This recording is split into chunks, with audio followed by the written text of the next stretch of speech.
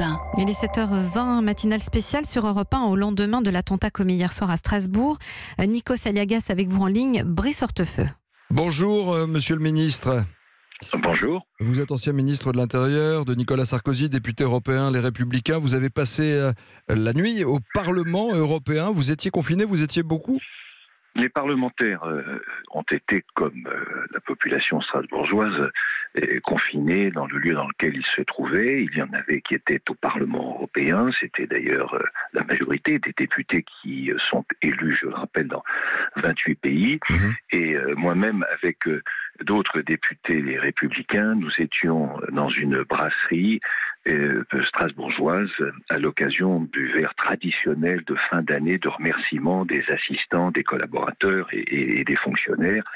Manifestation qui devait durer 3 quarts d'heure et qui effectivement s'est poursuivie puisque nous étions confinés. Vous avez rencontré des Strasbourgeois, vous avez vu l'ambiance, vous avez été témoin justement de ce qui s'est passé hier soir d'une façon indirecte, j'imagine, mais que disent les gens sur place ? C'était naturellement un temps d'abord de stupéfaction et puis ensuite un temps d'émotion et puis bien sûr de solidarité partagée avant que nous puissions rejoindre notre hôtel. Et le mien d'ailleurs est dans le quartier de Pont du Corbeau et la rue des Orfèvres, c'est-à-dire là où s'est déroulé ce drame pour partie. Mais cela rappelle que nous devons être tous vigilants, individuellement, collectivement, chaque citoyen. Et cela rappelle aussi que la France est un territoire qui est directement concerné, menacé, puisque cela fait plus de 26 attentats depuis 2012 qui se déroulent sur le territoire français. La France, pays source et pays cible tout à la fois. Oui, on avait le sentiment que le danger terroriste était retombé en France et puis il y a eu cet acte commis hier soir à Strasbourg. En fait, depuis le début de l'année, ce sont 7 attentats qui ont été déjoués.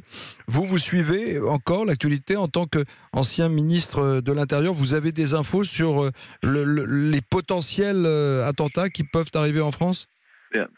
Par définition, comme citoyen, et puis ayant aussi exercé ses responsabilités de ministre de l'Intérieur, bien sûr, je sais qu'il y a des attentats dans l'Union européenne, puisque l'Europe est ciblée, que la France est elle-même d'ailleurs le 3e pays au monde en termes d'attentats en dehors des zones de conflit. C'est dire combien nous devons être vigilants, mais en même temps, il ne faut pas oublier que les services de renseignement arrivent aussi à anticiper, puisque vous avez donné le chiffre depuis le début de l'année, mais si l'on fait une rétrospective un peu plus large, depuis 2013, c'est 55 attentats qui ont été déjoués sur notre territoire. Mais la France a un rôle et une situation qui est bien identifiée, puisque aujourd'hui le tiers des résidents de l'Union européenne impliqués dans des filières djihadistes sont français, le tiers. Donc il y a une situation particulière française. L'homme est toujours recherché, il a déjà été condamné en France et en Allemagne,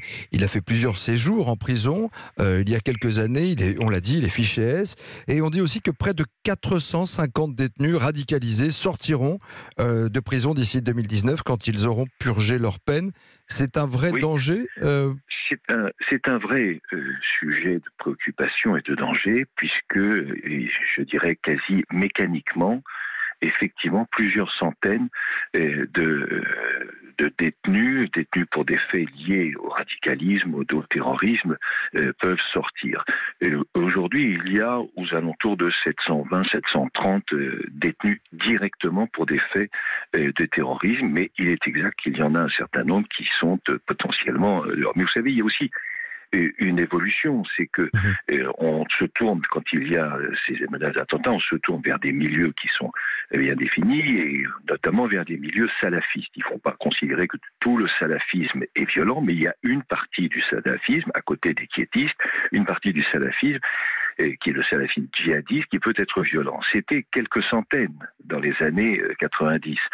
Dans les années de 2004-2005, c'était aux alentours de 5000. Et aujourd'hui, on estime que c'est entre 30 et 50 000. C'est dire l'évolution et donc la vigilance qui doit être absolument renforcée. Merci Brice Hortefeux d'avoir été en ligne avec nous en direct de Strasbourg ce matin.